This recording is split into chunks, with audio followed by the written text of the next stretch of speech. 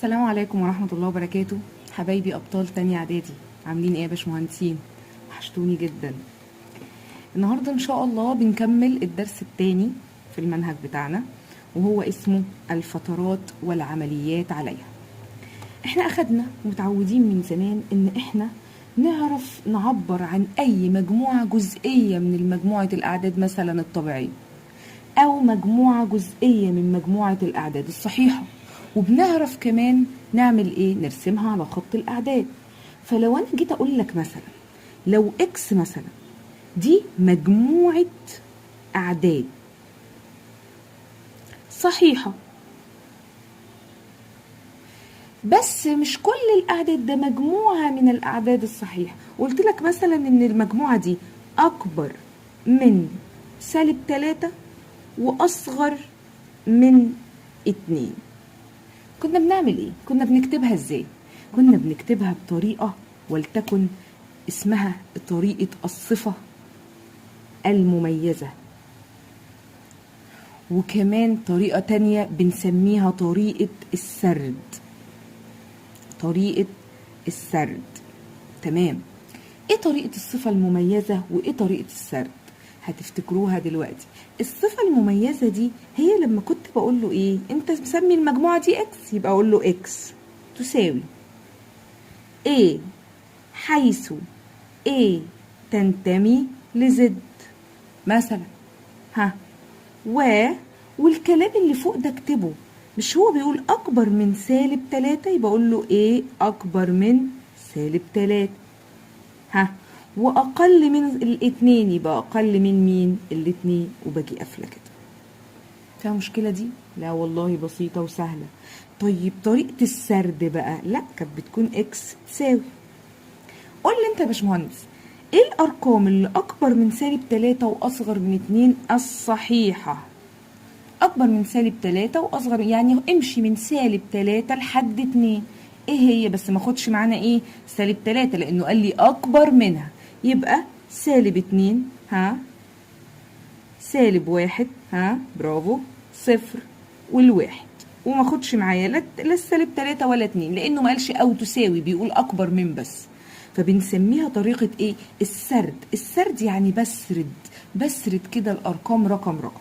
طب هقول لك على حاجة يا باشمهندس، هل الاعداد الصحيحة دي ينفع اديك عدد كسري او كسر او عدد عشري واقول لك ان ده عدد صحيح؟ لا طبعا. الكسور، الارقام اللي بين كل رقم والتاني على خط الاعداد دي ارقام غير صحيحة، دي ارقام ايه؟ ارقام حقيقية بالظبط. طب تعالى نرسم خط الاعداد دي كده.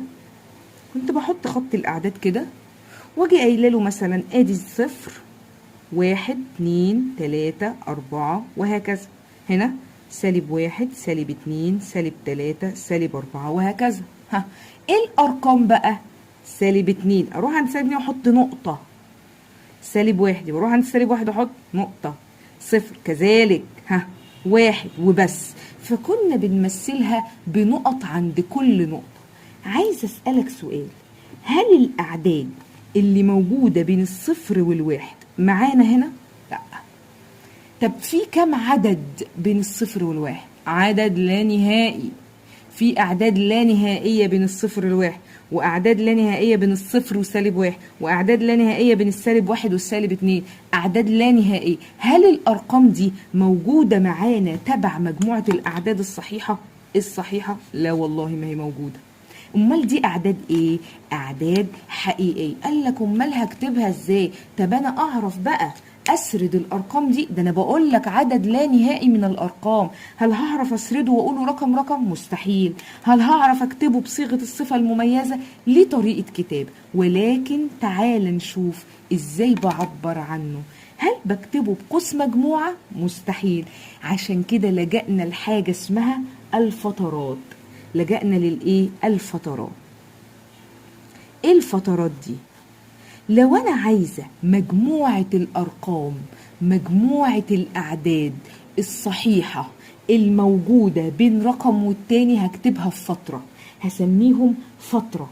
وتكون عاملة ازاي؟ لو انا فرضت مثلا انا هنا سميت اكس، هاجي اسمي هنا واي.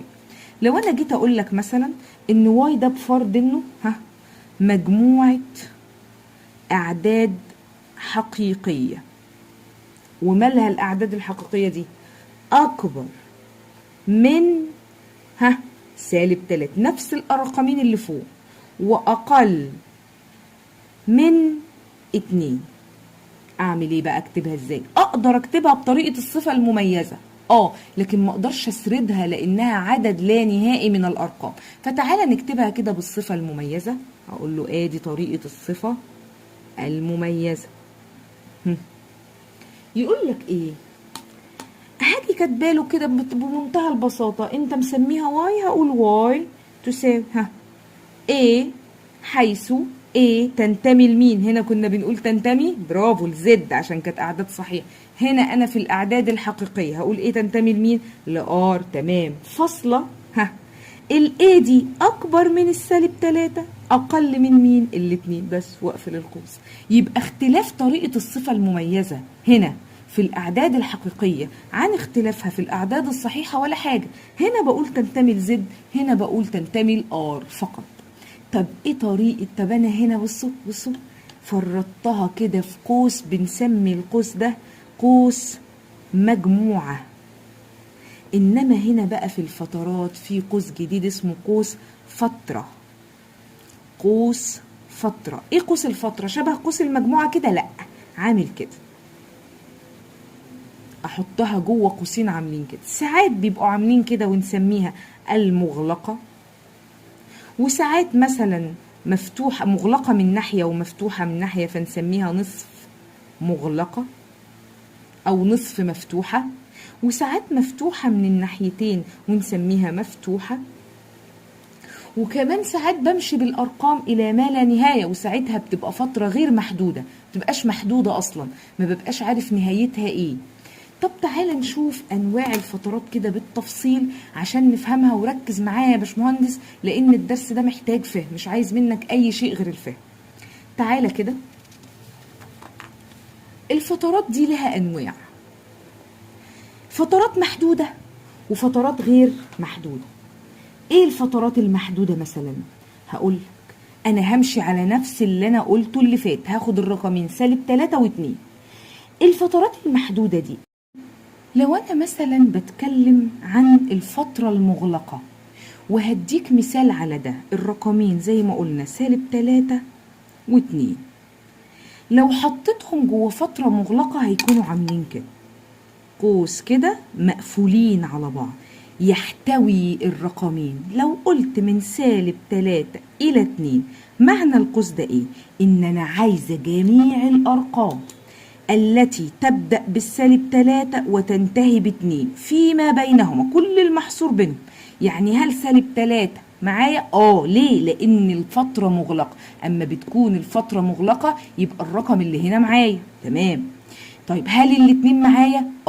لما بتكون الفترة مغلقة يبقى الرقم برضو اللي هنا معايا. كده أنا عندي أرقام إيه اللي أنا محتاجها؟ هاخد جميع الأرقام من أول -3 لحد 2. بتتعمل إزاي بقى؟ على خط الأعداد. بص يا عسل، هعتبر ده مثلا إيه؟ آدي -3 -2 -1 0 1 2. هاجي عند -3 ألاقيها مغلقة عند -3، أجي عامل كده نقطة مقفولة، دايرة مقفولة وأظللها. هاجي عند الاتنين ألاقيها مغلقة برضو من عند الاتنين، برضو نقطة مقفولة وأظلل. بص، وهاجي موصلهم ببعض كده وأظلل فيما بينهما. ليه؟ معنى التظليل اللي بينهم ده ايه؟ ان جميع الارقام اللي هنا في النص معايا، يعني -3 و1/10، -2 و9/10، -1 و15/1000، كل الارقام اللانهائية، الارقام اللانهائية الموجودة بين كل رقم والتاني تنتمي للفترة. طب بتتكتب ازاي بالصيغة المميزة؟ والله سهلة، ما فيها اي حاجة. الصفة المميزة عبارة عن ايه؟ هقول له اكس حيث اكس تنتمي لمين؟ قلنا R. وايه تاني؟ فاصلة الرقم من ايه؟ الايه ده او الاكس ده اكبر من -3، بس اكبر من، بس لا، اكبر من او تساوي. ليه يا باشمهندسة؟ لان ال3 معانا، ال3 مغلقة، الفترة مغلقة عند ال3 تبقى معانا. تمام. يبقى الاكس اكبر من او تساوي سالب 3، اقل من او تساوي برضو الاتنين، ونيجي قافل القوس. بس شكرا، مش محتاج منك اي حاجة. تمام، واضح؟ تمام. طيب لو انا ما خدتش المغلقة، انا هاخد المفتوح، شكلها ايه؟ فترة مفتوحة الطرفين، مدية الارقام ظهرها كده، وجواها حط برضو السالب 3 ومين والاتنين. طيب دي بقى معناها ايه؟ معناه ان السالب 3 مش معايا، وان الاتنين كمان مش معايا. يعني هل سالب 3 تنتمي للفترة؟ لا، لا تنتمي. طب هل 2 تنتمي للفترة؟ لا، لا تنتمي. ليه؟ عشان مفتوحة من عندهم الاتنين. ترسم ازاي بقى على خط الاعداد؟ تعالى لي يا باشمهندس، ادي خط الاعداد. هقول مثلا سالب 3 سالب 2 سالب 1 0 1 2 وليكن 3. ها، واجي عامل ايه؟ دي مفتوحه من السالب 3، هاجي رسمه له دايره مفتوحه كده صغيره كده مفتوحه. طب مفتوحه من عند الاتنين، برضو هروح عند الاتنين وارسم ايه؟ دايره مفتوحه. طب اللي بينهم كمان مش معايا؟ لا، اللي بينهم كله معايا، وهاجي موصلاهم وظلل ظلل ظلل. طب التظليل ده معناه ايه يا باشمهندس؟ معناه ان انا عايزه جميع الارقام اللي بين السالب 3 والاتنين الا السالب 3 نفسها والاتنين نفسها، لا عايزه دي ولا عايزه دي. طب الاخرى دي تكتب بالصفه المميزه ازاي؟ والله سهله. بصوا، اكس حيث اكس تنتمي لمين؟ قول لار. والاكس دي اكبر من بس من غير او تساوي، لان الفتره مفتوحه، برافو، واقل من بس الاتنين وبس. شكرا، دي المفتوحه. طب لو كانت نص مغلقه نص مفتوحه، شكلها ايه؟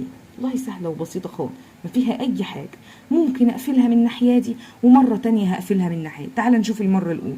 لو انا مثلا فاتحها من ناحيه سالب 3 وقافلها من ناحيه 2، يبقى اسمها نصف مغلقة أو نصف مفتوح. ايه وضعها دي بقى؟ هتيجي نرسمها على خط الأعداد الأول أهو. ادي سالب 3 سالب 2 سالب 1 0 1 2. السالب 3 الفترة مفتوحة ولا مغلقة؟ مفتوحة، يبقى أعمل عندها دايرة مفتوحة. طب الاتنين مغلقة ولا مفتوحة؟ مغلقة، يبقى أعمل دايرة عند الاتنين وأقفلها بالشكل ده، وبعدين أوصلهم وأظللهم. سهلة خالص. طب صفاتها المميزة ايه؟ بسيطة يا حاج. اكس حيث اكس تنتمي، خلاص حفظنا الار، والاكس اكبر من بس من غير او تساوي لان مفتوحة السالب 3، واقل من الاتنين واقفل القوس. طب هل ده الشكل الوحيد؟ لا، انا هقفلها من هنا وهفتحها من هنا، يعني هيبقى شكلها كده سالب 3 مغلقة و2 ايه؟ مفتوحة. عادي جدا، برضو يبقى اسمها نصف مغلقة نصف مفتوح. هعملها ازاي؟ ارسم خط اعدادها بس الاول كده. سالب 3 سالب 2 سالب 1 0 1 2. مقفولة من سالب 3، يبقى اروح عند السالب 3 وارسم دايرة مقفولة.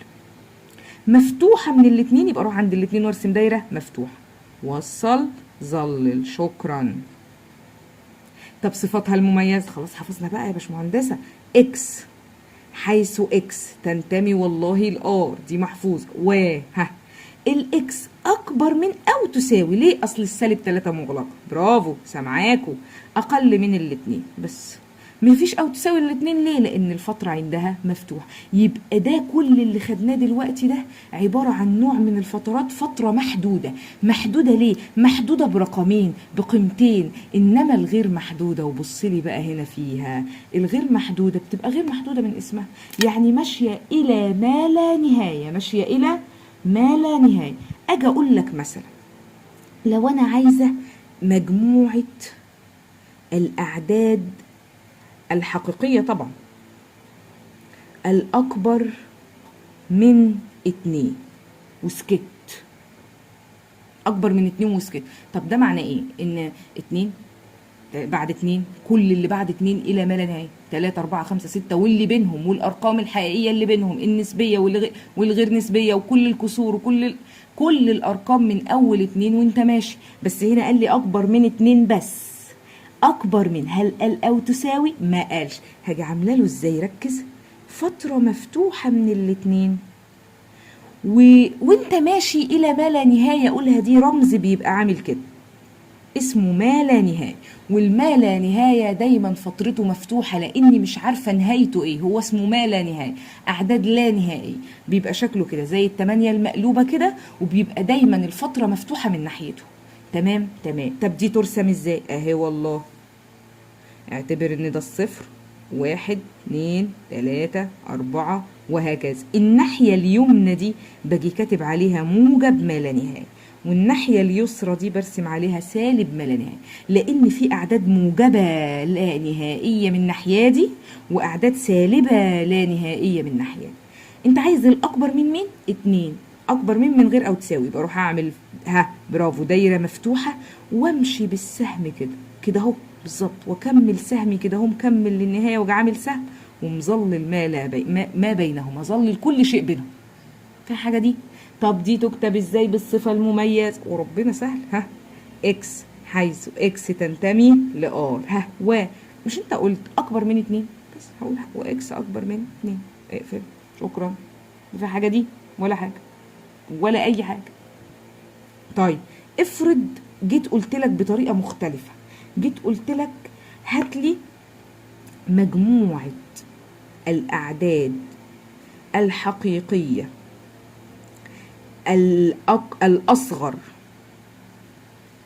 الأصغر من 2 أو تساوي. ده بسيط خالص، أصغر من أو تساوي، يبقى أنا هعمل فترة مغلقة من 2 ومفتوحة من سالب ما لا نهاية، بس كده. طب انا بكتبها بالطريقه دي افضل، هو الافضل ان اخلي الاتنين الناحيات، يعني اعملها كده 2 مغلقه كده والسالب ما لا نهايه مفتوحه كده. مفتوحه ليه السالب ما نهايه؟ ده دايما السالب ما لا نهايه مفتوحه لاني مش عارفه نهايته ايه، كده كده انا مش عارفه اخره فين، فبسيبها دايما فتره مفتوحه. تمام، دي قاعده يعني. طيب ارسمها ازاي على خط الاعداد؟ هاجي قايله له يا باشمهندس اهو، ادي 0 1 2 وهكذا، سالب 1 سالب 2 سالب 3. أنا عايزة المغلقة من 2، يبقى أعمل دايرة مغلقة، وده الموجب إيه ما لا نهاية، ودي السالب إيه ما لا نهاية. أعمل إيه بقى؟ من عند الاتنين أنا عايزاها لحد ما توصل للسالب ما، ولا حاجة يا عسل، وصل بسهم كده وظلل كل تحتيه كل اللي معاه.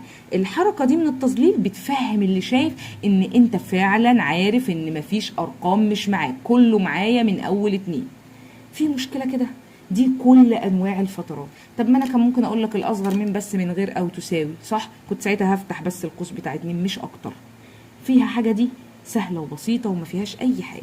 طب تعالى بقى اما نحل على الكلام اللي قلناه ده بالراحة يا باشمهندس. يلا بيقول لك اكتب كل من المجموعات الآتية على صورة فترة. أنا عايزة فترة، هو مديك صفة إيه مميزة. يلا بيقول لك إيه حيث إيه تنتمي الآر، والإيه أكبر من 2 أو تساوي، أكبر من أو تساوي، أقل من أو تساوي 4. يا سلام، يعني الفترة اسمها 2 و4. في أو تساوي اقفل، في أو تساوي اقفل، شكرا. موضوع بسيط وهبل. اللي بعدها إكس حيث إكس تنتمي الآر، وإكس أكبر من سالب 5. أكبر من سالب 5 يعني هتمشي سالب 5 سالب 4 سالب 3 سالب 2 سالب 1 وكل الأرقام اللانهائية اللي بينهم. 0 1 2 3 وتعدي توصل للمين؟ للموجب. يعني هي بتبدأ من سالب 5 وبتروح للموجب ما لا نهاية. هل في أو تساوي؟ لا، يبقى افتحها من هنا وكده كده الما لا نهاية مفتوحة. تمام، سهلة خالص. مجموعة الأعداد الحقيقية الموجبة. إيه الأعداد الحقيقية الموجبة؟ مش من اول الصفر بس، ما تاخدش الصفر، ركز من اول الصفر بس ما تاخدش الصفر، يعني الصفر يكون مفتوح الى ما لا نهايه. برافو، يبقى من اول الصفر فتره مفتوحه الى ما لا نهايه دايما مفتوح. طب اللي بعدها واي حيث واي تنتمي الار، والواي اكبر من الصفر اقل من او تساوي 7. يلا دي بقى انا عايزه اجابتها في التعليقات، كله يكتب لي إجابة السؤال ده في التعليقات هشوفه. تمام. طب اللي بعده بيقول لي أكمل باستخدام الرموز دي، تنتمي ولا لا تنتمي، جزئية ولا ليست جزئية. خلاص عرفنا من الحصة اللي فاتت ومن السنة اللي فاتت كمان ان تنتمي ولا تنتمي بتستخدم للأعداد والحاجات المفردة، حاجة واحدة مفردة. أما جزئية وليست جزئية تستخدم للمجموعات. فتعالى بالراحة كده. الرقم -1 هل ينتمي ولا لا ينتمي للفترة دي؟ والله واضحة. الفترة أصلا -1 اهي مكتوبة، بس ده القوس بتاعها إيه؟ مفتوح، يبقى أقول له لا تنتمي. برافو يا باشمهندس. طيب الرقم نص، العدد نص، هل ينتمي ولا لا ينتمي للفترة المفتوحة من 0 إلى 1؟ طبعا ينتمي، لأن هو النص بين الصفر والواحد، وأنا اللي بينهم معايا، إنما الصفر نفسه لأ والواحد نفسه لأ، يبقى ده إيه؟ ينتمي. برافو. المجموعة 2 و4 هل تنتمي للفترة 2 و5؟ 2 مقفولة و5 مفتوحة؟ بالراحة. الاتنين مقفولة يبقى الاتنين دي معايا. طب الأربعة؟ طب ما هو الاتنين دي ماشية لحد ال5، يبقى أكيد هقابل الأربعة إيه؟ في النص. تمام كده؟ فبالآخر الاتنين معايا والأربعة معايا، يبقى المجموعة دي إيه؟ أقول تنتمي؟ لأ، ده مجموعة، فهقول جزئية. برافو. نكمل. الجذر 7 إلا ده عدد غير نسبي، ولا يهمك، كل اللي هتعمله إنك هتمسك آلتك وهتيجي كاتب جذر 7 على الآلة وتقول يساوي. تشوف طلع لك كام؟ طلع على الآلة ب2.6. تمام. طب أعمل إيه بقى؟ 2.6. بص على الفترة، هل 2.6 ده واقع بين الاتنين والتلاتة؟ 2 2 1 10 2 3 10 2 4 وده وكل الأرقام كمان اللي بينهم. يبقى إذا ده ينتمي ولا لا ينتمي؟ ينتمي. طيب المجموعة -1 كنقطة والصفر كنقطة والواحد كنقطة، تنتمي لدي؟ بالراحة. الواحد ينتمي لدي لأن الواحد مغلق، فالواحد ينتمي. الصفر كمان ينتمي لأن الصفر مغلق، الفترة مغلقة من ناحية. طب -1 أصلا من ضمنهم، ده بيقول لك امشي من 0 لحد ما توصل للواحد. بذمتك أنا جيت ناحية سوالب كده، يبقى هقول ليست جزئية. ليه يا مس؟ أصلها مجموعة.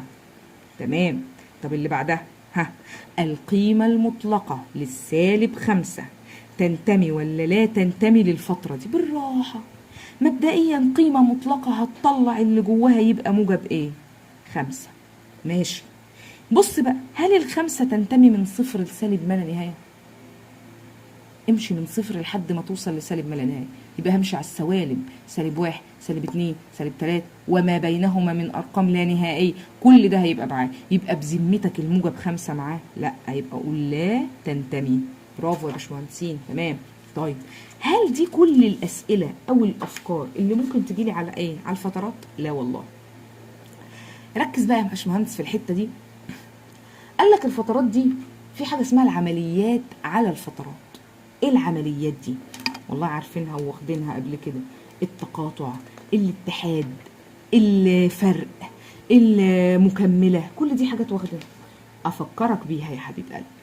بص كده معايا، لو عندي مجموعة اسمها اكس، وهرسمها لك بشكل فن لانها بتيجي كده احيانا. لو عندي مجموعة اسمها اكس ومجموعة اسمها واي، وانا هرص لك الارقام اللي بيها. قال لك دي الاكس وقال لك دي الواي. لو الاكس دي في رقم فيها اسمه 1 ورقم اسمه 2، تمام. وهنا في الحتة دي رقم اسمه 3 ورقم اسمه 4، هنا 5 وهنا 6. انا عايزك انت اللي تجاوبني بقى. يعني ايه تقاطع؟ التقاطع معناه ايه؟ العناصر المشتركة. الايه؟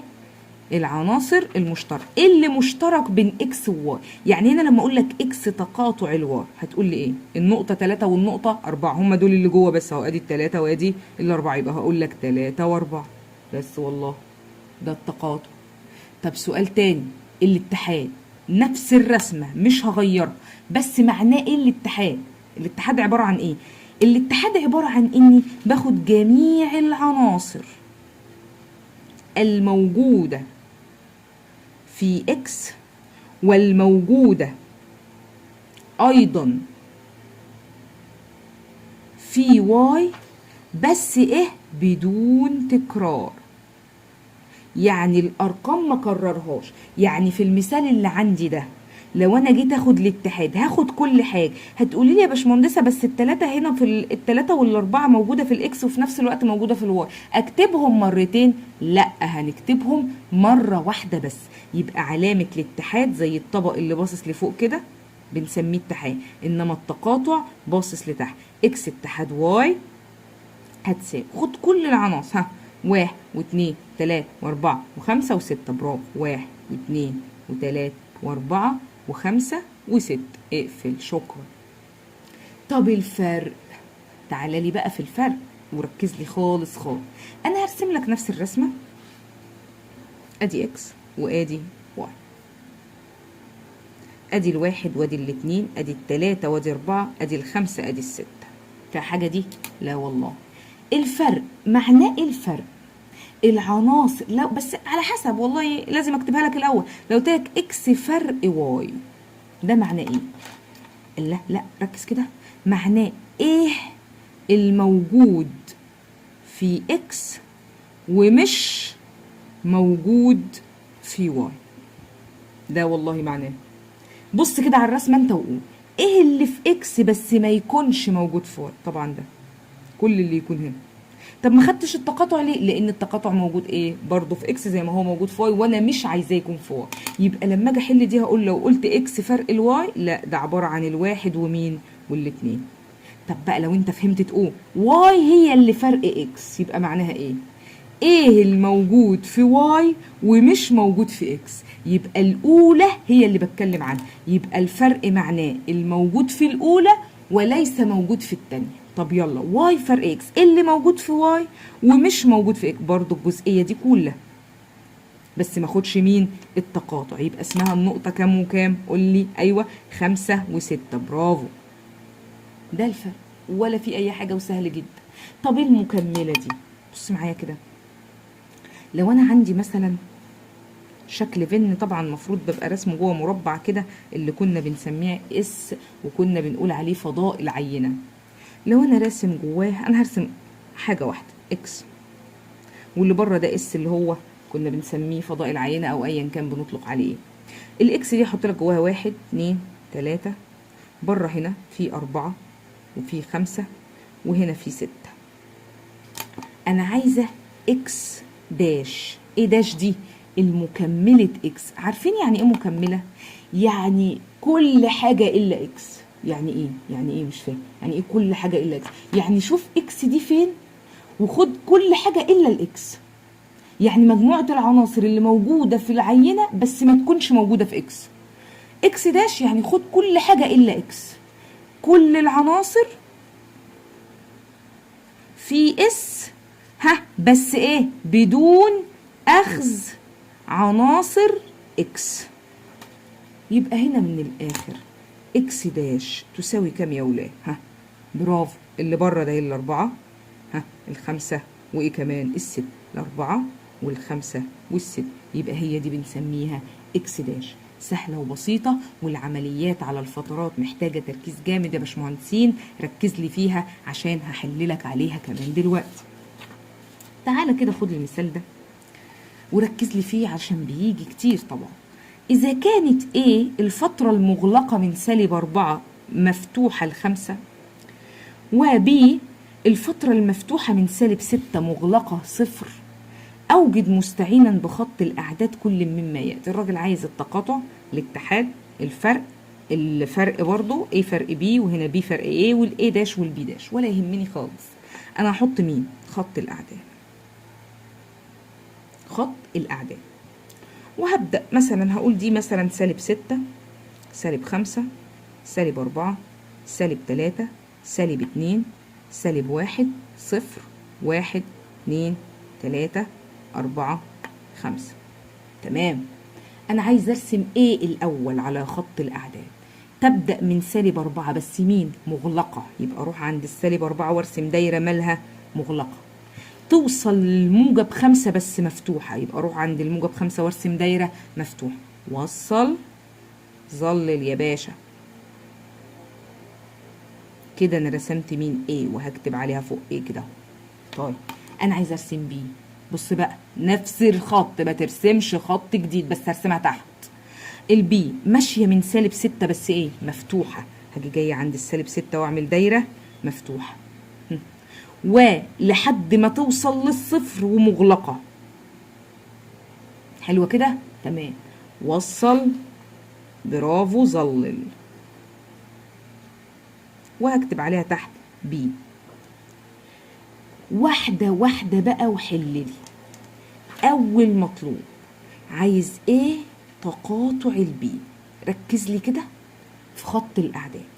ومعنى التقاطع انا لسه قايله انه العناصر المشتركه، الجزء المشترك. بص لي على الرسم، هتلاقي الجزء المشترك فين؟ بين A و B اهو، من اول هنا لحد هنا، صح ولا لا؟ ده الجزء المشترك. الناحيه دي A بس والناحيه دي B بس، يبقى الجزء المشترك فين؟ الحتتين دول بس. واخد لي من اول انزل -3 -3 لحد ايه؟ لا ده -4 سوري، من اول -4. المسألة -4، من اول -4 لحد الصفر، يبقى هقول له من -4 مغلقة للصفر برضو مغلق، ما هو الصفر معانا اهو. تمام. طب كمل. انا عايزة تاني مطلوب اسمه ايه؟ اتحاد بي. يعني ايه اتحاد؟ يعني خد كل حاجة هاته من الاول للاخر، يعني من -6 لحد الايه؟ ال5، وبص عليهم. -6 مفتوحة يبقى فترتها تكون مفتوحة والله. ال5 مفتوحة، رخرة تكون مفتوحة اهي. يبقى ده ايه؟ الاتحاد. خدت ايه وبي كلهم مع بعض. تمام. طيب الايه فرق بي، الايه فرق بي. ايه الايه فرق بي دي بقى؟ يعني ايه اللي موجود في ايه بس ما يكونش موجود في بي. بص انت على الرسم، ادي الايه قد فوق اهي، اللي في ايه بس ما يكونش في بي. مش الجزئيه دي، الشويه دول موجودين في ايه ومش موجودين في بي، لان الشويه دول موجودين فيهم الاثنين، ده التقاطع المشترك. انما دول موجودين في ايه ومش موجودين في بي، يبقى خدها من اول 0 لحد ايه؟ 5. بس خد بالك من التركه دي، لو قال لي ايه فرق بي، المقفول افتحه في الفرق. يعني هنا الصفر مقفول، اعمله صفر مفتوح، والمفتوح بسيبه زي ما هو الناحيه دي 5. يبقى من اول 0 لحد ايه؟ 5. تمام. طب المطلوب الرابع بيقول لك هات لي بي بقى، يلا. فرق الايه معناها ايه؟ اللي موجود في بي بس ما يكونش موجود في ايه. قول انت بقى. ادي البي تحت اهي، اللي فيها ومش في ايه. بص لي انت على الحته دي، الحته دي اللي من اول -4 ده لحد -6، دي موجوده في بي بس ومش مشتركه مع ايه. يبقى هكتبها له ازاي؟ من اول -6 مفتوحه لحد -4، بس لقيت -4 مغلقه عندي، وده فرق. الفرق بعمل فيه ايه؟ بشقلب. لو كانت موجوده عندي هنا مقفوله لا افتحها. تمام. وضحت. طب المطلوب اللي بعده، الراجل قال لك هات لي المطلوب الخامس، هات لي ايه داش. يعني ايه داش؟ ايه داش معناها خد كل حاجه الا ايه. يعني ايه خد كل حاجه الا ايه؟ طب ما تشوف ايه بكام، ايه بكام كده يا عبي؟ كل حاجه دي اللي هي يا باشمهندسه من اول -6 ل5، لا، من اول العناصر، من اول خط الاعداد. وخط الاعداد ده ايه؟ العناصر الحقيقيه، الاعداد الحقيقيه بالكامل، وبيكون اسمه ار. خط الاعداد من موجب ما لا نهايه للسالب ما لا نهايه بنسميه ار. ليه؟ لانه في جميع الاعداد الحقيقيه. طب ما هو لما انت تقول لي خد كل حاجه الا ايه، مش ده معناه ان الار فرق الايه؟ والله يعني دي معناها ار فرق الايه. طب ما هي الايه بكام؟ ادي الار فرق الايه مديها لي اهي. بص، من اول -4 لحد موجب 5 مفتوح، يبقى الاجابه ار فرق من -4 مغلقه الى ال5 مفتوحه. بس ولا تتعب نفسك. ايه داش معناها ار فرق الايه، بي داش معناها ار فرق البي، وبس. طب تعالى نكأ اهو المطلوب السادس اهو، هات لي بي ايه ده. بي داش معناها كل الاعداد الحقيقيه بس ما تاخدش البي، يعني فرق البي. طب ما هي الار اهي، وادي الفرق اهي. البي بكام عندك؟ بص عليها، من -6 مفتوحه الى الصفر ايه؟ مغلقه. اكتبها زي ما هي، من -6 مفتوحه الى 0 مغلقه. شكرا. وصلت يا باشمهندسين؟ ان شاء الله وصلت، وبكتر التدريب على الحل هتلاقي الامور بسيطه وسهله. طيب ننزل على اخر سؤال معانا. بص كده وركز لي فيه عشان ده لامم الدنيا قوي وجميل جدا. بيقول لك هات لي التقاطع بين -1 و4 كنقط تقاطعها مع -1 و4 كفترة. هل -1 موجود هنا؟ عشان مغلقة يبقى حطه. هل ال4 موجودة هنا؟ برضو عشان مغلقة يبقى برضو حطه. إلا أمال اللي ما كتبتهاش في فترة يا مس؟ ده تقاطع. ده إيه؟ تقاطع. التقاطع بياخد إيه؟ الصغير، الجزء الصغير. لو خدت كتبتها كفترة كأني باخد بقية الأرقام وأنا ما بسألش عنها. طب اللي بعدها -4 الفترة من -1 لحد 4 كفترة. ايه علامة اسمها ايه؟ فرق النقطة -1 والنقطة 4. يعني ايه فرق؟ يعني شيلهم لي، شيل لي النقطة دي وشيل لي النقطة دي. طب ما انا لما اشيلهم يبقى كأني بفتح الايه؟ الفترة بس. والله -1 لحد 4 شيلهم، يعني افتح الفترة من الناحية دي وافتح الفترة من الناحية. في حد عبيط هيقول لي طب ما عادي، ما انا بدل ما كده، ما هو طالما مش هاخد -1 اخد اللي بعده اللي هو الصفر، ومش هاخد ال4 اخد اللي قبلها اللي هي ال3، يبقى الفترة من 0 ل3. شكرا، انت غلطان يا باشا. لو سمحت لا. ليه يا باشمهندسه؟ ما هو بعد -1 0 واوصل لحد 3 وما اوصلش ل4 وخلاص. لا يا حبيبي، امال فين الارقام اللي بين -1 و0؟ ده في عدد لا نهائي من الارقام بين -1 والصفر. ركز. تمام. طب اللي بعدها الفتره المفتوحه، ركز لي كده، من -1 لحد 4 تقاطع -1 وال4. هي مفتوحه من -1 يعني ما فيهاش ايه؟ -1. مفتوحه من 4 يعني برضو ما فيهاش ايه؟ -4. يعني هي ما فيهاش لا ده ولا ده، يبقى ما فيش شيء مشترك بينهم، يبقى التقاطع بينهم المشترك بينهم ايه؟ فاي. برافو. طب الاخيره بتقول لي الفتره المغلقه من -3 ل5 تقاطع النقطه -3 والنقطه 0 والنقطه 6. عبيط. -3 موجوده هنا وموجوده هنا، الصفر موجوده هنا او موجود هنا. ليه يا مس؟ انا بمشي من -3 لحد ايه؟ 5 من غير ما ارسم خط الاعداد واضحه. -3 هوصل ل-2 -1 0 1 2 3 4 5. يبقى انا معايا كل الارقام دي، يبقى الصفر ايه؟ معايا، بس هوصل لحد ال5 واعمل ايه؟ اقف. يبقى لو اداني رقم بعد ال5 يبقى مش معانا. هو مدي ال6، لا ال6 مش موجوده هنا، انا اخري ال5. فهقول له طالما انت بتسالني على التقاطع يبقى المشترك الجزء ده هو بس -3 والايه؟ والصفر. واكتبها جوه. برافو. قوس مجموعه. واضح يا باشمهندسين؟ ان شاء الله يبقى واضح. اي حد عنده استفسار، عنده سؤال، يسيبوا لي في التعليقات.